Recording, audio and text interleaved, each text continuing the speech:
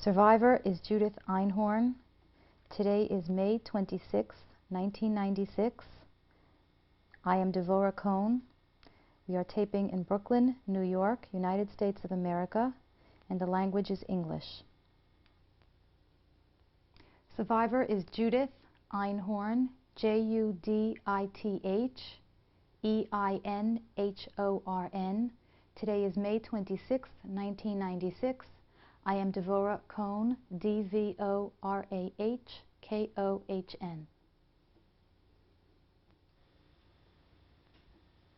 Please tell us your name. Judith Einhorn. What was your name at birth? Lerner. Did you have a Hebrew name? No, I had a Hebrew name. Maybe it's Hebrew. Yehudit. And did you have any nicknames, or were you called by No. any other name? No. Okay. What was your date of birth? 1917, October 28. And how old are you now? 80. I'll be 85. Okay. What city were you born in? Today? What city were you born in? Oh, city, it was a small town, Petrova. And where was that? What country? It was under Romania. Maybe when I was born it was under Hungary. I guess it was under Hungary. They used to call it Esztergom. Can you tell us about the town in which you were born? What was it like when you were a child? Well, the people were nice. The most of the people, they were Romanian, but not the ones in Ragat, like there was little Russians, there was little Romanian. It was not the real, like big Romania, but little Romania, because it was once a Hungary and then a Romania, and the people were very nice. The Jews with the Gentiles lived very friendly. Do you remember the house that you grew up in? I remember the house. Can you tell us about it? It was, I can't tell you much, it was right across the street from the big church. There was a church, and it was not exactly across, a little, one house was before the vis-a-vis, Across. Yeah. When I stayed on the stoop in our house, so I can look over to the church. Do you remember any other main sites in your community, in your neighborhood? What do you mean, name from people? No, sites. Like you said, there was a church. What else do you remember about the community? This is the only thing that was, but I can't remember. I mean, other things were only houses. I mean, nothing significant. Okay. But the church was a very nice big church. There was a big graveyard around the church. And that I remember. Who were the other family members that you lived with? Well, I remember only my parents and my brother, my older brother. Because I had another brother who lived in Hungary, real Hungary. Mm-hmm. And you had to have a passport to go there. When I was a big girl, I was visiting there. And there was close to the border with Czechoslovakia, which was also Austro-Hungarian, but after the war, it was divided. One side was Hungary, one side was Czech, one side was Romania. So I was in the Romanian side. Okay, let's go back a moment. You said you lived with your parents and your brother. What was your father's name? Börl. And your mother's name? Chile. Sevilla. The Hebrew name is Sevilla. And your brother's name? Moshe. What type of work did your father do? He, in the young years after he married, they had a store, a grocery store. But in a village, a grocery store was not only grocery. There were dry goods also. In the store was anything you wanted, you could have. and we had a big yard. And since it was a village that was no train, and those days, I mean, I don't remember it, just what I was told. So my father, they brought all kind of merchandise, and they had a, I don't know how to say it, a lager, where you, Storehouse. storehouse. And there he kept all kind of things, and the storekeepers used to come to buy it for my father, like a wholesale place. That was in his young. Later on, they had,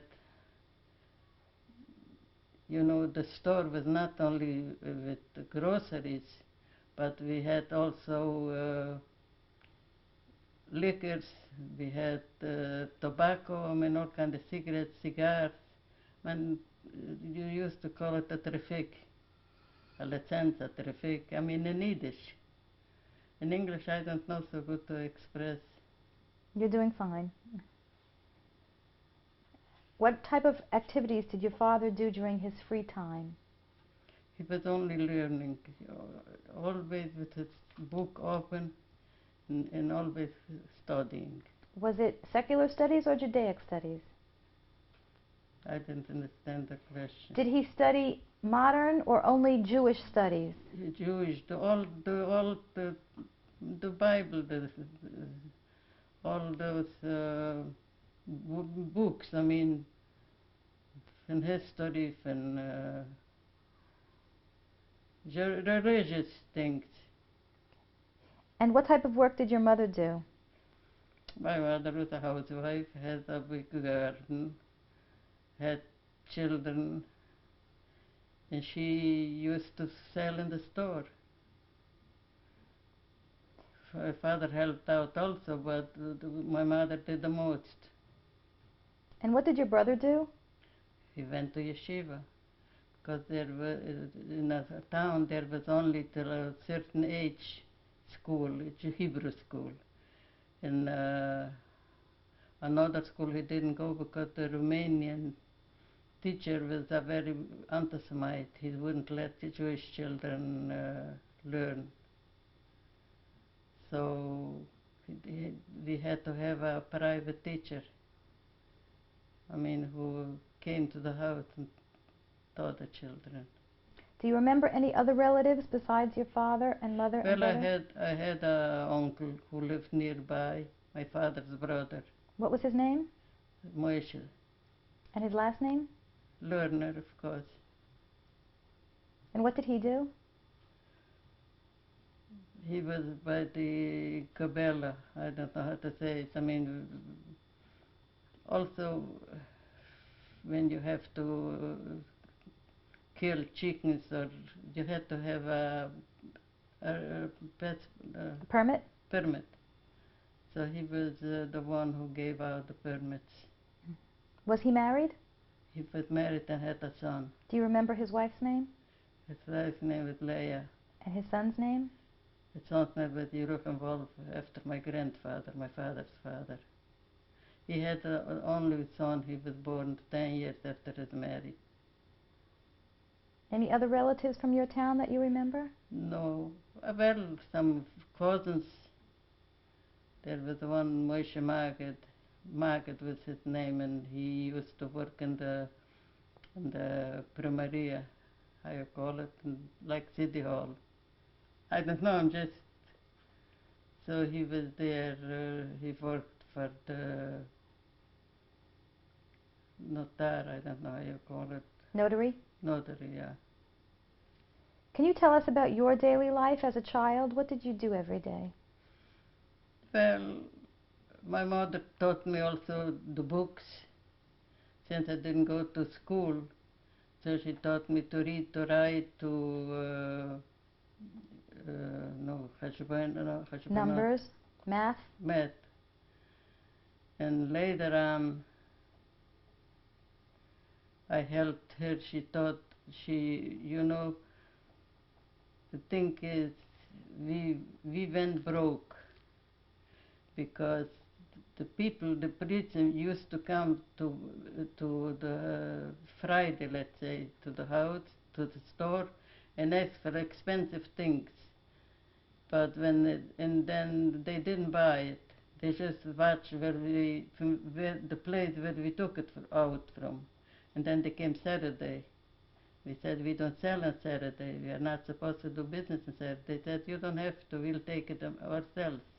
But they took it, but they never paid for it. So, I mean, how long can you go on like this? So we had to close up. And my mother became a teacher, Hebrew for girls, and she taught them read, write, and math, Chibur, Chesed, Kefel. You know this, how you say, subtraction, adding, multiplying. I mean, all those things she used to teach them. And I helped her out because she had a lot of girls who came. But their parents, the mothers, didn't know how to read and write and to pray because they didn't have who should teach them. There was no school for girls. Was there a school for girls for the Gentiles? But the Gentiles was school for everybody, girls and boys. Mm-hmm. Only the Jewish children were not allowed. They couldn't let them in school. Was there any type of job training for the children? Not really, not that I know of. Okay, let's go back to your daily life. What religious affiliation did you have? What? Your religious affiliation, were you Orthodox? Yes. Can you tell us about your religious life at home?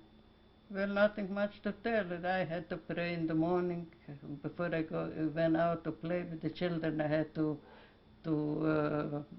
say so, to read so many pages. I had to write because otherwise my mother wouldn't let me out. And I had to read one page in Hebrew and one page in German, one page in Hungary, and one page in Romania. And she taught me all those languages. Tell us about Shabbos in your house. Shabbos was strict. I mean, no, you didn't put on a light, you didn't put on a fire, you didn't do anything what you do all the week. We paid for a woman who came in every Friday. Every Shabbos he took over the candlesticks from the candle holders from the table in order there should be room. He didn't touch all those things because it's muktzah. What about Yom Tov? Do you remember any of the holiday celebrations at home? They were very nice, celebrated in the house and in the street. You can feel it. You can feel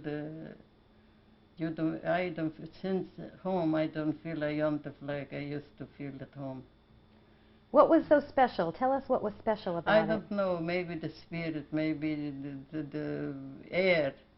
I can't tell you what was special because we don't feel it here. Do you remember any of the preparations before Pesach? Yeah, sure. That was we used to call it a Pesach cleaning.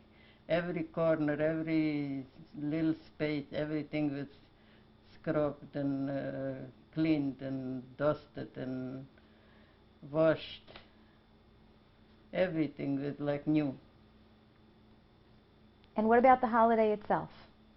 Well, the holiday was, I'm telling you, you felt that it was strict, but you had a lot of work to do, you had a lot of pleasure doing it, because it was for Pesach or for another holiday.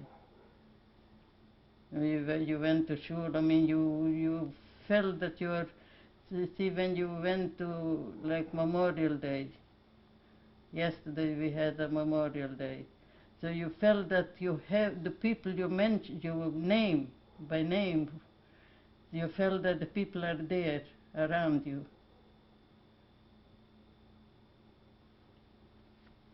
You mentioned before that your mother taught you many languages. What was the main language that you spoke at home? Yiddish.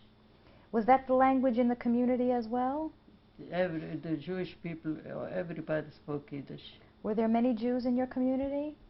Yeah, there were. I don't know, maybe 100 families. I can't tell you exactly how many, because, I mean, I don't How many shuls were there in your community? There was one big shul, and near that shul there was another. See, there was a rabbi, and the rabbi had a separate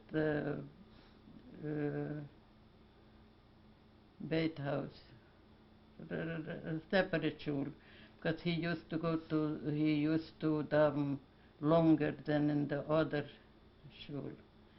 And a chassid, among the religious people, there is religious people, and there is chassidim, they believe in the spiritual, and the rabbi. So there was two places, where they used to pray. Which shul did your family attend? Well, the rabbi, when he came to that town, not at my time, but I was little. Just what my mother told me, the place was not ready for him to move in, so he lived in our house for a year. So my father went to that shul, to that rabbi shul. Do you remember what type of communications you had at home? Did you have newspapers or radio? There were newspapers, you had to buy them. I don't know really, you got them by mail or there was a newsstand. I don't remember where they got the papers from. I never read the newspapers. And there was only one or two radios in the place in that time. In your house or in the town? In the town. We didn't have one. My brother had a radio. My father closed it because he said it disturbs him. He can't learn because he was learning. Were there telephones in your town? Not in private houses. There was a telephone, but at the post office, a telephone in the City Hall. I don't know how to say it. That's right. I name it. I gave it a name, City Hall. And if somebody was called to the phone, they used to send a person to say, this and this time you have to be by the post office because you have a phone call. So you made an appointment? They made an appointment because otherwise people didn't stay around waiting for phone calls. And there were not too many, only in emergencies phone calls. Do you ever remember your family getting a phone call? I don't remember. What else do you remember about your town before the war? Well, what shall I tell you? We lived a very balbatish life, I never knew of hunger, of needs. Everything was there. You had everything you needed before the war? Everything. You mentioned that the children weren't allowed to go to the Romanian schools. They didn't let them in. Do you remember ever experiencing any other anti-Semitism before the war? I know that teacher, if he could do some harm, he did. Not for us directly, but for other people, probably who lived nearby, or I don't know. But I know they call them Peter, the bad guy. Do you remember any other anti-Semitism beside this one teacher? I don't remember. When did you start to know about the rise of the Nazis? Well, this I started to know after I married. Well, even before I married, there was, in Poland, the things got, before in Hungary, people got killed and they put them in concentration camps. And so my husband, after I married, he used to come home with people. He used to embrace them. He said, "This a Polish guy, they came over the border with papers from Poland as Polacks, but they were Jewish people. So he used to bring him home, not a Polish guy, but they were full with lies because they were in the camps and they couldn't get clean, they couldn't clean themselves. So I said to him, you fill up the house with lice. He said, I'm ashamed that you say that. These people, they saved their lives, and you're worrying about lice, he told me. I was really ashamed that I didn't realize that those people were fighting for their lives. And no, but he was a very, he would have given his soul to save another Jew in Poland. Let's back up a little. How did you meet your husband? He was in Oradea Mare, Großwerthein it's called, a big city. And he used to go to yeshiva. His parents were from Ternova. And they sent him to Ukraine and they killed him. And they were looking for my husband also, they wanted to kill the whole family. So he used to come in our house because he didn't have anybody and he didn't have anything for himself. He had a brother younger than him, and they came to the house. So my father said, or you get married, or I can't let him, because he was very religious. He didn't want that the young man should stay always around. So I got married to him. And where did you live after you got married? With my parents in Großwerthein, because I was born in Petrov and raised there, but after that we left and we came to Großwerthein. My mother didn't like the Romanian people. Do you remember what year you left Petrova? I don't know exactly the year. Do you know? 2 years before the war. Okay. And you were living in Großwerthein when you met your husband? Yeah. How long did you live there with your parents?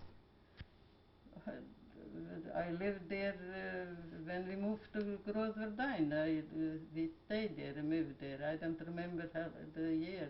Do you remember how long you were there? How many years you were there? I don't know, maybe about 10 years.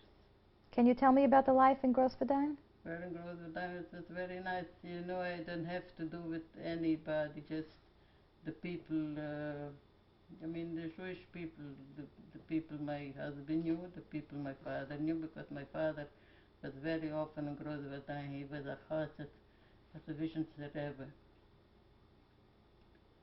So, life was very nice till the war. How many people lived with you in Großwerthein? Only me, my parents. My brother lived also, but not in the same house. He lived right across the street from the Vision's Rebbe. You heard about the Vision's Rebbe? Was your brother married at that time? Yes, he was married. What was his wife's name? His wife's name was Cyril. Did they have any children? They had. But Do you remember how many children? They had 5 children. Do you remember their names? One was from Hertz, the first one. And then Meta, Esther, Israel, and I think Chaya. Okay. And you all lived in the same community? Yes. But they all went to Auschwitz. They took them all. Okay. What did your father do in Großwerthein for a living? And my father in Großwerthein didn't do anything. My brother did the parnusa because my father was an older man and he didn't, he didn't work. So your brother earned a living for the whole family? He earned for the whole family. I helped with sewing. What type of work did your brother do? He made liquors. All kind of liquors. I don't know how, but I know that he used to send me also, because the men were not allowed to stay home because they took them to the Arbeitslager. To the work camps? Yeah. So I helped out to deliver. How did you make your deliveries? I carried it, a few bottles. at the time. And to whom did you sell the liquor? To, how you say it in Hungary? Korchma, where people drink, you know, how you, I don't know how you call it. Inns, Bars. taverns, Let's bars. say like bars. I have to remember how to translate. You're doing very well. Did your husband work when you were in Grossfedein? I beg your pardon? Did your husband work while you were in Grossfedein? My husband was hiding Why was your husband in hiding? because they wanted to deport him to Ukraine, where they sent his family. How did your husband hide? How he what? How did your husband hide? How, he was hiding by us and wherever he could. Where? See, let me tell you something. During the war, when those people from Poland came to Hungary, and from Hungary they wanted to go to Romania, because in Romania they didn't deport people. I mean in Regat, I mean in old Romania. Because we called our place New Romania, because it was not always. So the Polish people said to my brother, what are you doing? Why don't you make a bunker? Why don't you try to leave Hungary? Because you're going to end up like we Polish people did. So my brother had ordered somebody to make a bunker under the earth, on the underground. There was a man who had his own house and a big yard and had a gazebo. And he had a barn, because once he had a cow, so he had a barn. And from the barn, they make a ladder to go down, you know, in the dog, like two rooms underground with water pipes, with canalization. I mean, to hide. Those Polish people taught them what to do, because he said, I'm not going to stay here, but hide yourself, hide your family, hide whomever you can. Okay, we're going to stop here. Okay.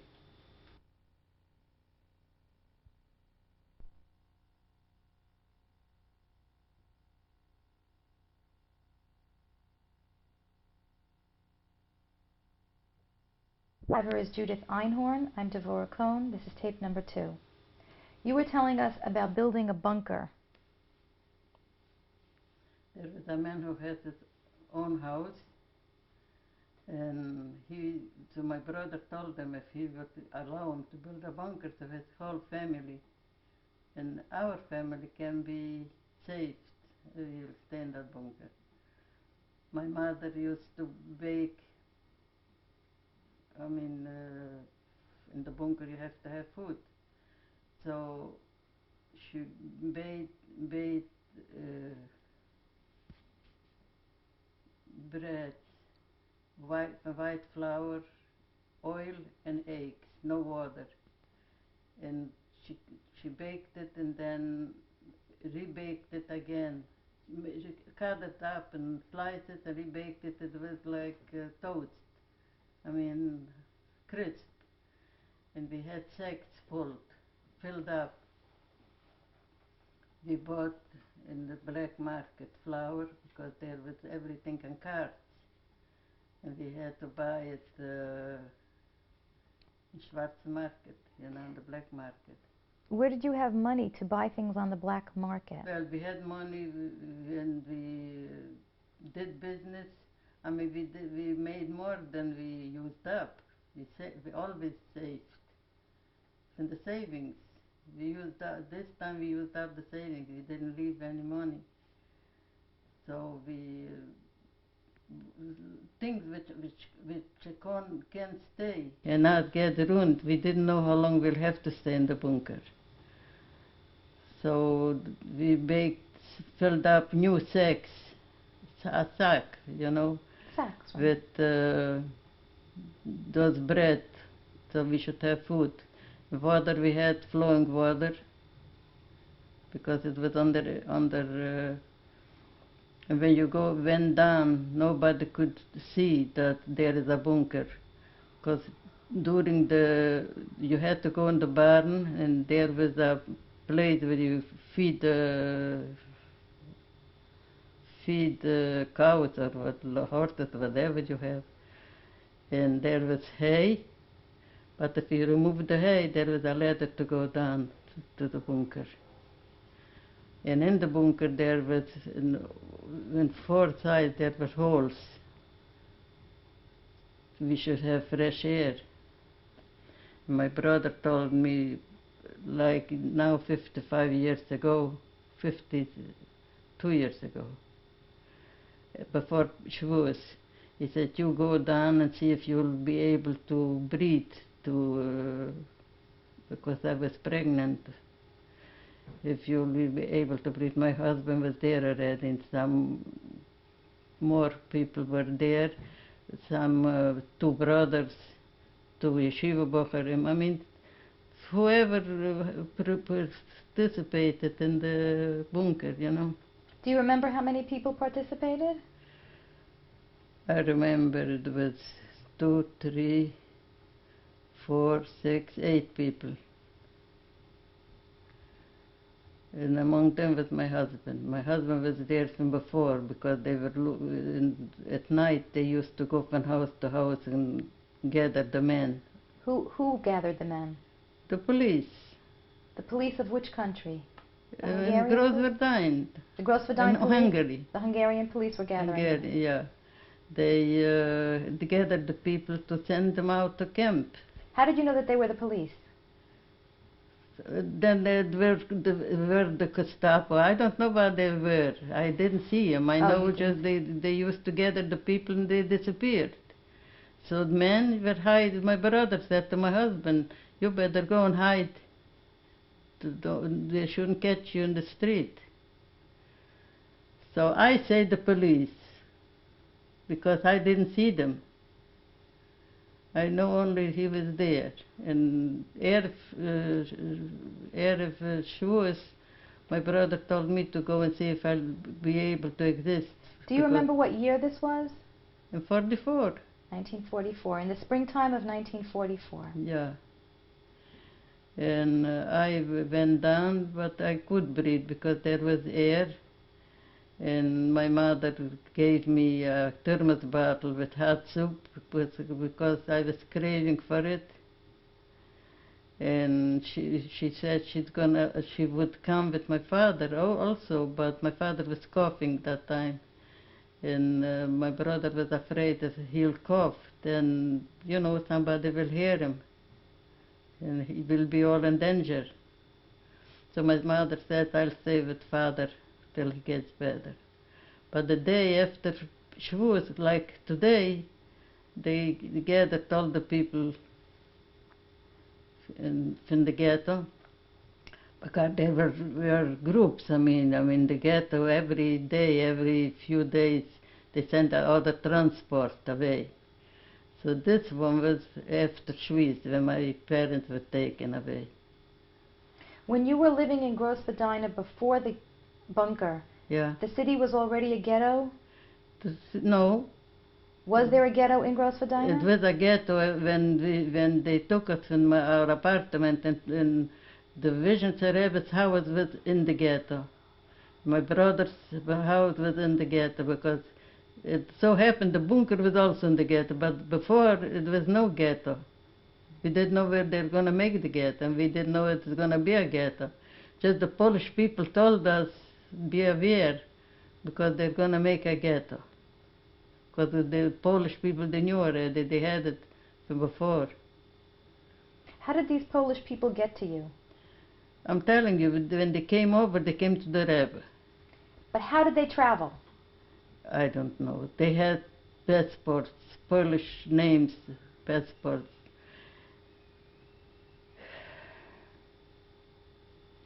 When before I went to the bunker, my brother said he was supposed to come also in the bunker. His wife gave birth to a baby, then it was just a few days old. They said they can't come with the baby because a baby cries. You can't tell a baby to be quiet. And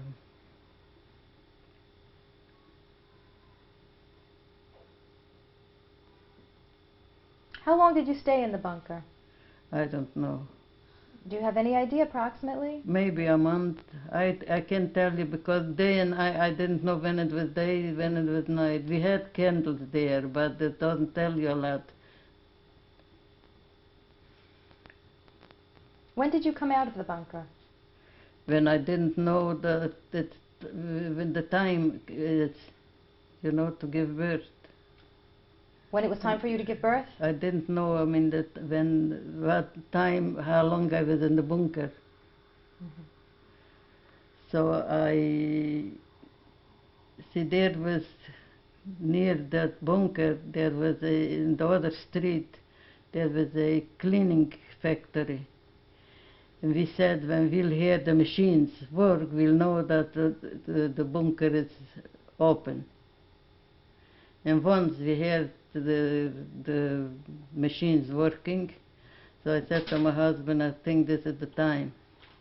And my brother was supposed to come also, but he didn't come because people told him, what are you doing? You are two children, two going on bunker, maybe because of me, they'll all be lost. Because I'll have to give birth, so what are we going to do, kill her? Because everybody wants to save its own life.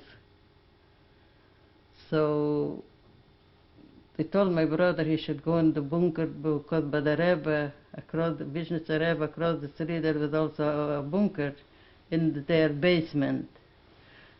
A place was closed up. People thought this is the end of the house, but it was closed up. So an old Rabbanit, an old lady, was there and Gabayim, with families, and they didn't prepare any food, one bread they took down. They said, how long will it take? A day, two? The people said to my brother, you have so much food, bring over food and you come and hide with us, because of your sister you'll be lost. So my brother went with a boy, and his wife and baby, my parents, they were left in the house because my father was coughing and the baby was a baby. So this was the day, today, 52 years, that they took them all. The day after Shavuos, your whole family was taken? The day after Shavuos, my family was taken. Were you still in the bunker? I was in the bunker much after. And once we heard the factory working, so I said to my husband, everybody was sleeping, I said to my husband, I think this is the time I'll go. My brother told me before that when you count the third window by the basement, it will be open. So throw down a bunch of radishes and have a note around it, tell us what's doing outside. Because they didn't know what the outside world is doing. And I was in the ghetto, and I went there with a barrels with water, like not distilled water, mineral water, because there was a place with the mineral water. People went there for bathing, and there were for drinking and for. So I took 2 bottles and filled them up. I went out to fill them up with water, and I wanted to go to the factory. I had some little pillowcases, and they were, from the damp. They were not fresh. So I went out, I figured I'll go and see what's going on. So I went out and I clapped in the gate. And on the other side there was a lady. She says, "What are you doing?" I said, I came to the cleaners, I want to clean something. She said, there is no cleaners, the cleaners are not open. You don't have to clean, there is plenty stuff in the streets. Nobody threw out from the house. You can pick whatever you want. I said, I'm pregnant and I want to clean those little pillowcases. There is plenty. You can. I said, well, I don't want from those imglückliche. I was speaking in Hungarian. I said, I don't want because I know they cursed the people who will wear them. I don't want to have, I said, that stuff. She said, how did you get in the ghetto? I said, I came through the Gileni Gats, a name of a street, because it was familiar to me. She says, I wonder they let you in because it's closed up for everybody. No one is allowed to come in. I said, I didn't know. Because I acted like a dumbbell of Romanian, So she said, I am the wife of the captain. Come, I'll take you through the ghetto because they won't let you by yourself. So I went with her, and when we came close to the gate, so they said to her, the captain said that we see you, we should send you, and she wants to talk to you. So she went in, and they saw me with her, so nobody said a word to me. I just walked out. You walked out of the ghetto? I walked out of the ghetto. And I looked around, I saw the ghetto still with gates, I went to the marketplace and I sat down and I bought, I think, cherries or something, fruit what I didn't have for weeks. How did you have money? The money I had in the bunker, everybody gave money. Whoever had something gave me money. If I go, I should have they had no use in the bunker with it. I was supposed to go and find people who should, how do you say it, to cross the border. That's how you say it? Yeah. But there are special people who take you through border. So they told me where there is a lady, her husband is a shomer by the border. Person. Yeah. And they pay them money and they let you through. What country was that? In Großverdijn. But you said the border. Hungary. The border to what? Romania. To Romania. Okay. Hungary, Romania, they were close borders. So they gave me,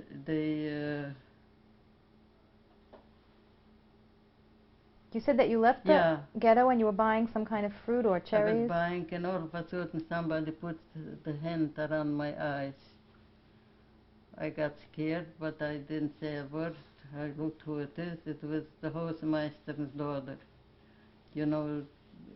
Every house, there is a big yard, and there is full of apartments. And you had to go out through a gate to a toilet. It's not a gate, you call it. But at night, it was always locked up. There was a Hausmeister, like, let's say, a super. And that was an old lady. Her daughter was that, she recognized me. I thought nobody would recognize me. I had a black scarf and a green sweater and a long nightgown. I used it as a dress. I had to disguise myself, but still she recognized me. What are you doing here? So I said, well, I came from a village. We are all in a village. When the time changes, so they wanted to be safe. I just gave it to, come, he says, let's go to my mother. But I went with her and they made me something to drink, made me eat something, and they were very friendly. Were you afraid of them at all? Well, afraid or not afraid, I couldn't. Well, before I jumped, they recognized me, I was in a place where two Polish people were acting like Polacks. They told me to go to them and they'll tell me what's doing and they'll have the newspaper and I'll know what's going on in the world. So I went to number 3 in Gilanigas Street and I was looking for those people. The door was locked, but there were Einwohner, how you call it, tenants. There were, so they look, who am I looking for? I said, there's two Poljaks.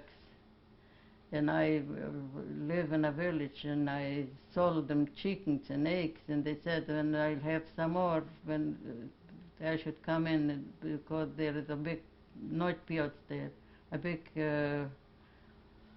market.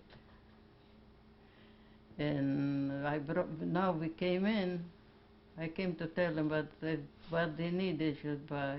They said they are not here, they were not Polak, they were Zhedan.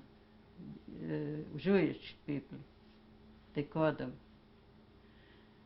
And they ran out on the street and ran out to look back and forth. They came back and said nobody's there. So there was one lady, she told me my legs started shaking because I didn't walk for so long. So she said, come in and have a drink.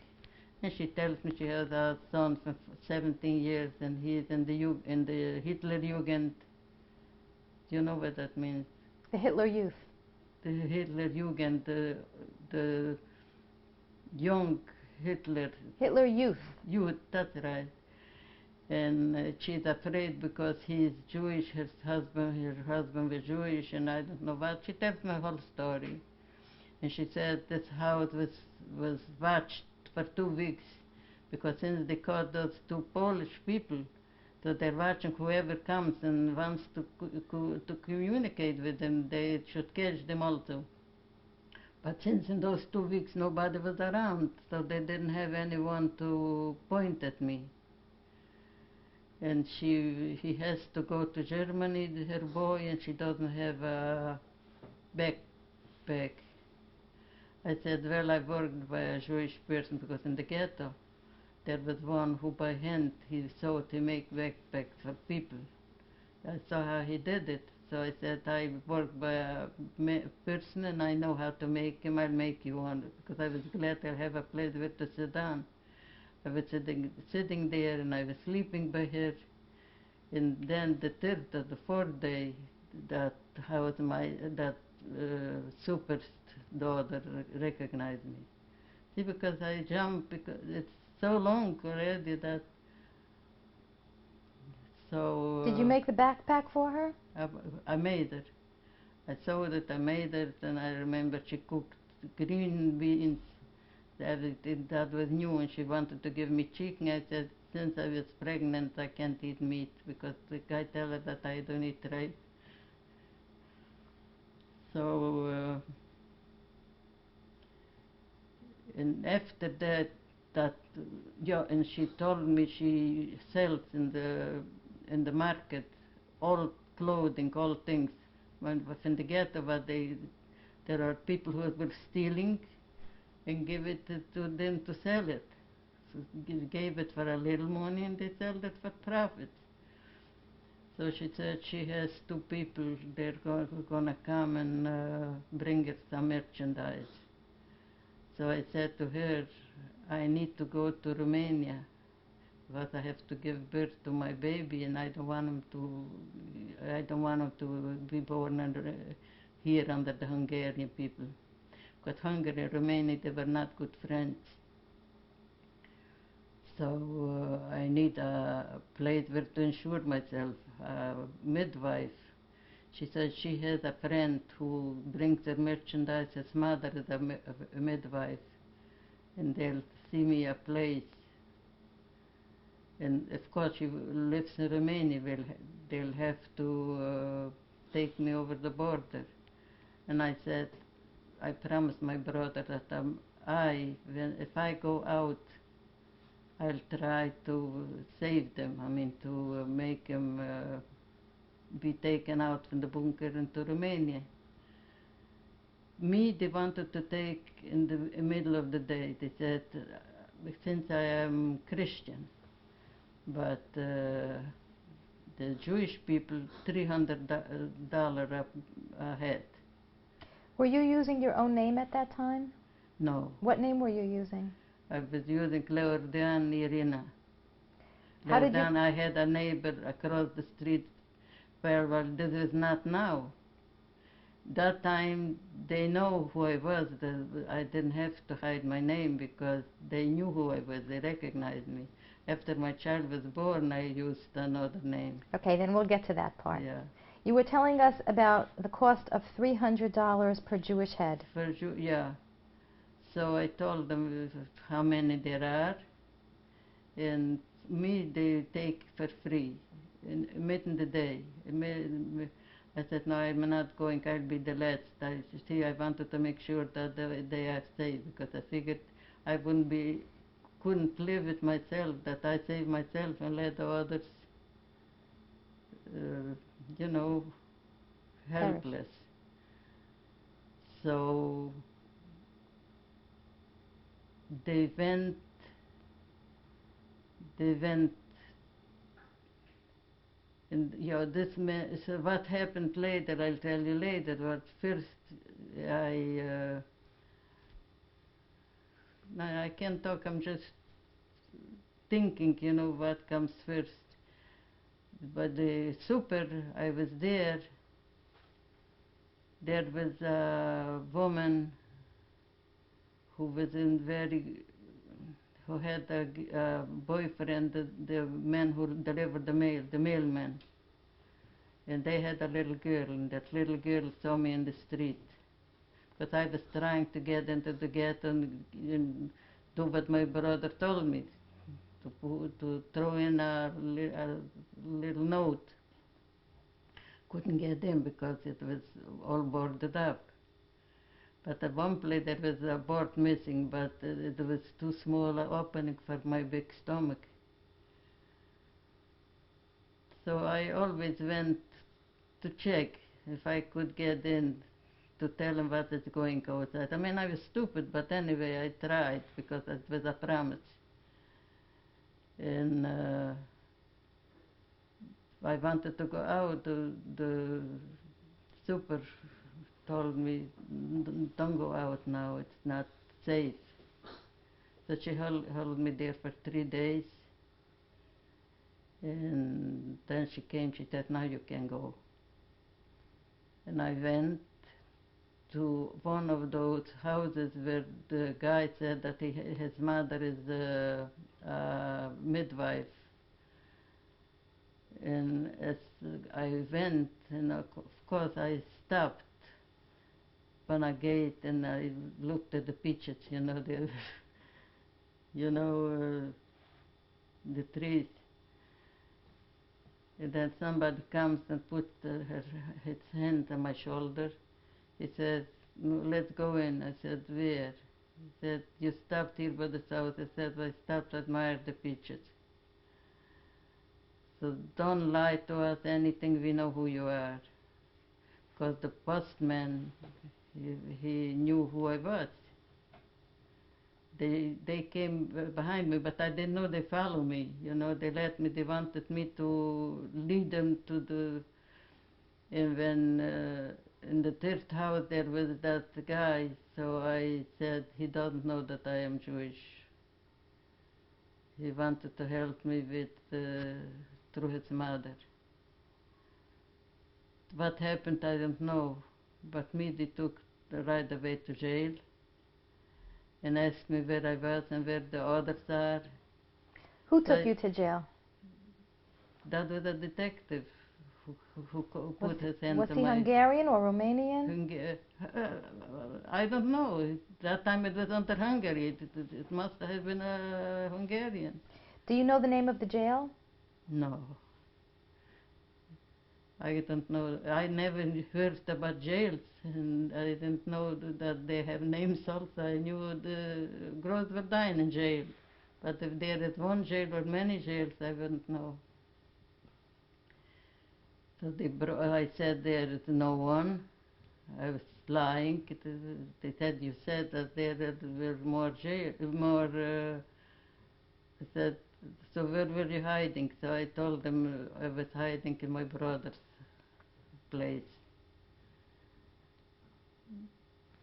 And then next day I saw it in the papers because of women, and it's all right. I have a bunch of lies in that paper, and I was so naive. I never knew when you read a paper that there are lies. Also, I thought everything is true. Every word is true, and then I learned that it was full of lies. Okay, we're going to stop here. Okay.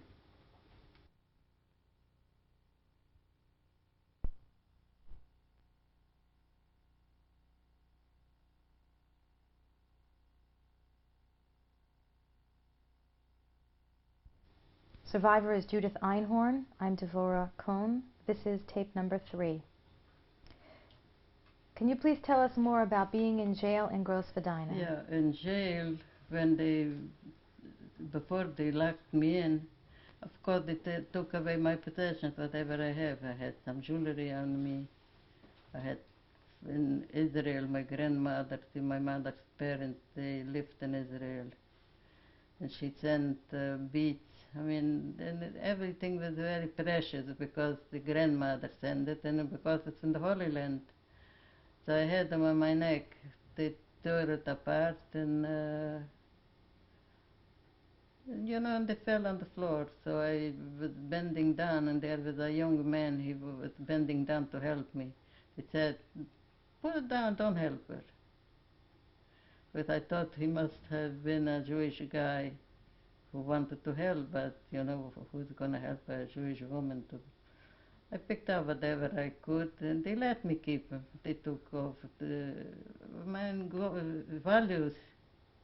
They took off. I didn't have too much on me. But anyway, they opened the door and put me in. There were girls, but they were also caught in a bunker, in the other bunker where my brother was.